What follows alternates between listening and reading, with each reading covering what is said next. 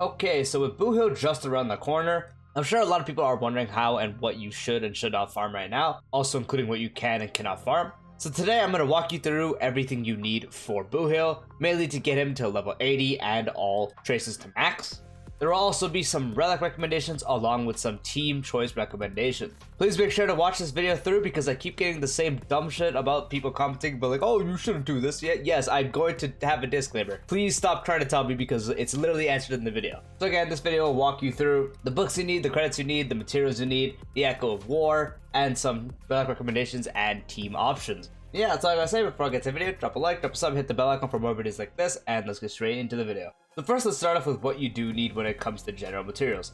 For credits, you will need about 3.9 million. Again, this is accounting for getting Boothill to level 80 and also accounting for getting all the traces max and unlocking the entire trace tree.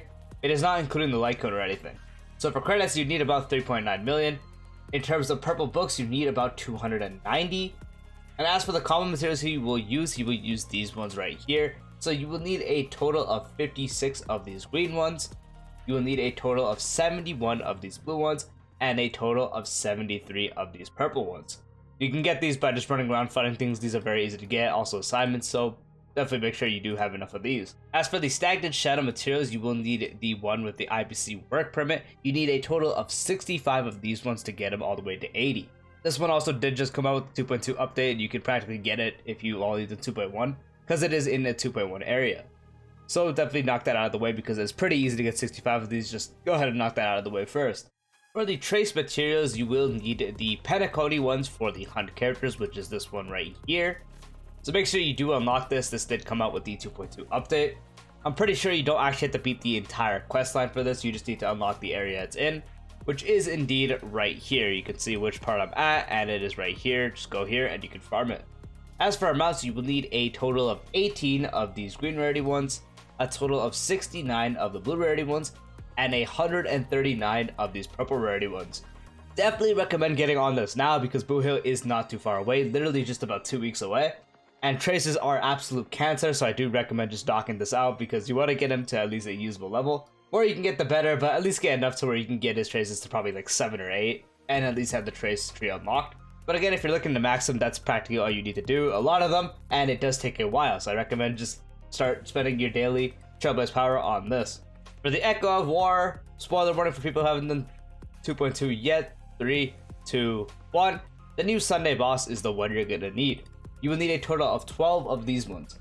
You have to actually beat the 2.2 quest to unlock this boss, so definitely recommend getting to that now so you can get these done. Now, as for relic recommendations, the disclaimer of this video right now will be there is a new relic set coming in the 2.3 update, which will be Boothill's best in slot. So I definitely only recommend farming a usable set now, rather than going too crazy, because you don't want to farm too crazy on a set that's going to be replaced anyway. So I just recommend getting what's usable or using what you have, and waiting for the 2.3 update so you can farm his new best set. But for now, what you could farm is usually what you want to do is have 2-piece of one of the break effect ones, so Watchmaker or the 2-piece Thieves because they have the same break effect 2-piece increase. Definitely would prioritize having that because you do need a lot of break effect on your Boothill. And past that, you could do another 2-piece. You could honestly have both 2 pieces of break effects. You could do 2-piece of that. You could also do 2-piece physical. You can also do 2-piece of the break effect ones and also do 2-piece of Musketeers or the dot set because they do have the same bonus. And if you don't have any of those, but you do have just Musketeer pieces, you could do 4-piece Musketeers because it does give you a speed increase and basic attack damage. Since the skill does turn his basic attack into basic attack enhanced, that's where basically all his damage is going to be, so this is the best thing. Again, you mainly would have had the break effect ones, just at least one of the 2 pieces, just because you do need a lot of break effect on him. So again, that's sort of what you should just get that's usable.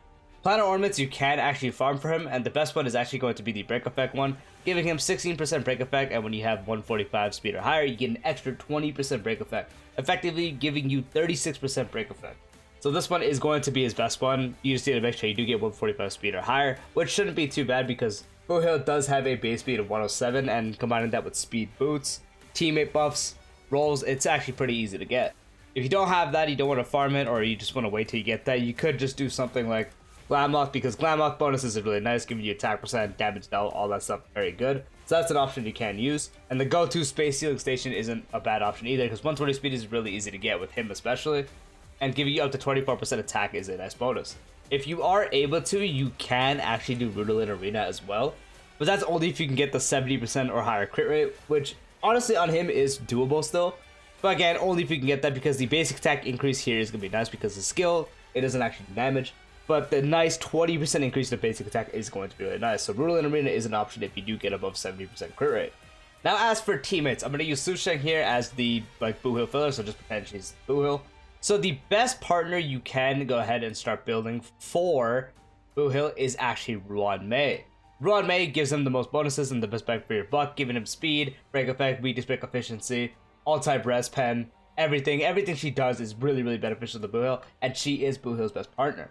If you don't have Ruan Mei, you could also sub her out for someone like the Harmony Trailblazer. That is also an option. Harmony Trailblazer is really good with Boothill, but isn't the best partner.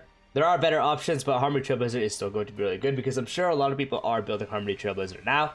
So rest assured, you can use Harmony Trailblazer with Boothill. Now for our third slot, another Harmony support is actually really good for him because he's going to be the main hyper carry of the team. And the other best options is actually Bronya.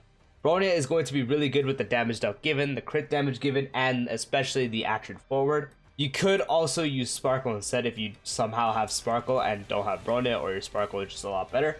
It is tested that Bronya is practically one of the best ones. For some reason Sparkle isn't tested too much, but I'm sure Sparkle is going to be just as good, if not at most just a little worse, or she could be even better. So again, you can definitely use Sparkle.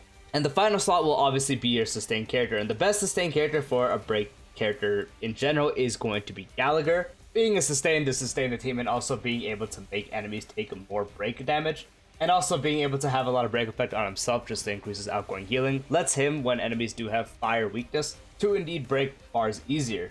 But you don't have to have it, it's just the 100% optimal thing.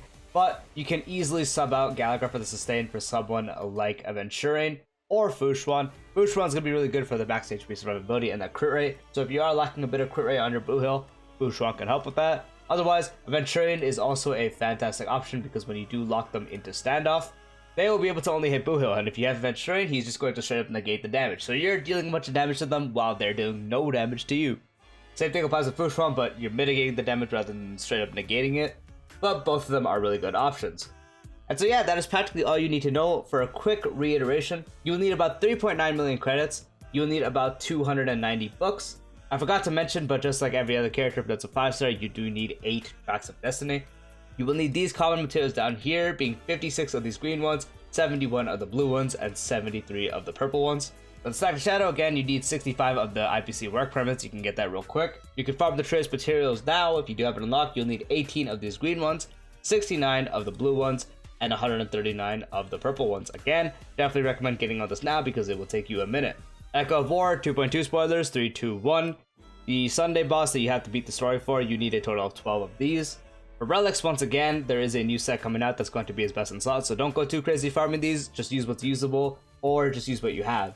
But for recommendations, 2-piece of the Thief set for the break effect, or 2-piece of the Watchmaker set, you can do both of those, having a 2-piece for break effect, and combining that with 2-piece of the Dot set for the attack percent, same with Musketeers, because same 2-piece, or combining it with something like 2-piece of the physical set. Could also do 4-piece Musketeers because that is a nice option with the basic attack damage. For the best planner ornaments, this break effect one is going to be his best one. If you don't have that, or you want to farm it first, you can use something like Boothill in Arena if you hit the 70% crit rate required. Same with Glamoth, if you can hit the speed requirements, it is pretty good. Base Healing Station, if you have this laying around, is also a nice option. Once again, for teams, Ruan Mei is going to be the best partner, but you can also use someone like Harmony Trailblazer if you don't have Ruan Mei.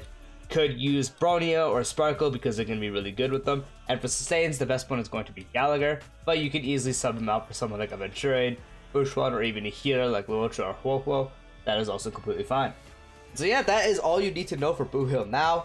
Let me know if you guys are going to be summoning for him because I will, and I am currently pre-farming his bats myself. I just need to get the traces done and I'm good to go, and obviously get the credits and books. But outside of that, it's looking pretty doable. But anyway, let me know if you guys are summoning again. Good luck on your grind. Peace out.